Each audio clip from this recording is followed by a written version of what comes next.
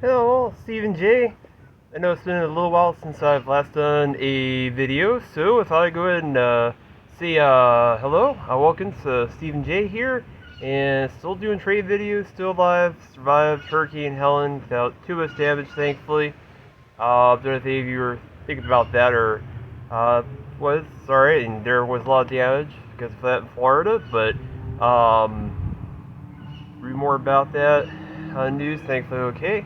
Anyhow, here to go ahead and do another rail video here and finishing up on some of the things talked about in previous videos, like talk about that RH Davenport that I put a video one time. So, as I said previously in that video at Bushnell Station, I've been back there, been pretty far out of the way. It's probably alright with the hurricane. I see they want to do a more in-depth video, and I will show run footage. Hopefully it doesn't rain too badly as storm approaches of Milton, which is a new storm. But regardless of that,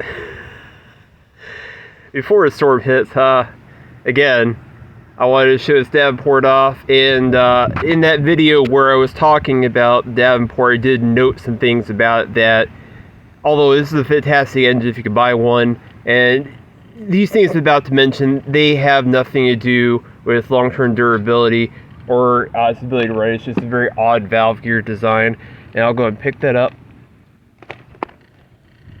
very gently.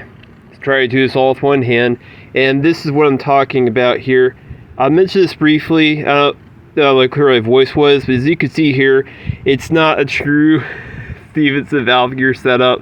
I mean, for the money, look, this is a really good runner, but as you can see here, single centric per cylinder, whereas a true full Stevenson would have 2 centrics per cylinder. Another thing is, the D-blocks are inside. See, it's got this right here. Those rocker arms are fake. That's not a real D-valve block.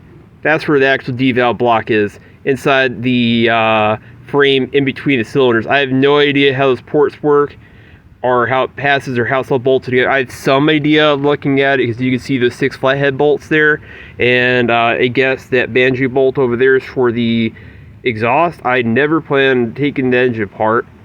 It'll probably happen sometime, God willing, 10 years from now, or when it really needs an overhaul. They all do in time. Don't get me wrong, the thing's built excellent. It's just anything that moves eventually needs fixing and repairing. But that's what I was talking about. Just that valve gear is just not prototypical. But again, I mean, it runs great. And for what it is, it's fantastic. I can live with that. But that's what I'm trying to say about here about the odd valve gear. This is more a British style valve gear with the D valves being on the inside, whereas those should be the actual D valves on top of the cylinder, but hey, it runs beautifully. Also, while I'm out here, I'm going to go ahead and try to get the Roundhouse Katie, now Columbia, which I've done numerous videos on running. I've run this engine a bunch of times and know I've got a lot of videos here on my channel on it. A little bit of work since then. I replaced the sand dome here, as it shown the Bushnell video of this engine with my 262 with a smaller sand dome. And also replaced the nut that was on top of an acorn nut since then. And it's got the running boards on both sides, as you can go ahead and see. And it will be pulling those British Taliesin, or I can't say it right, the British Taliesin coaches.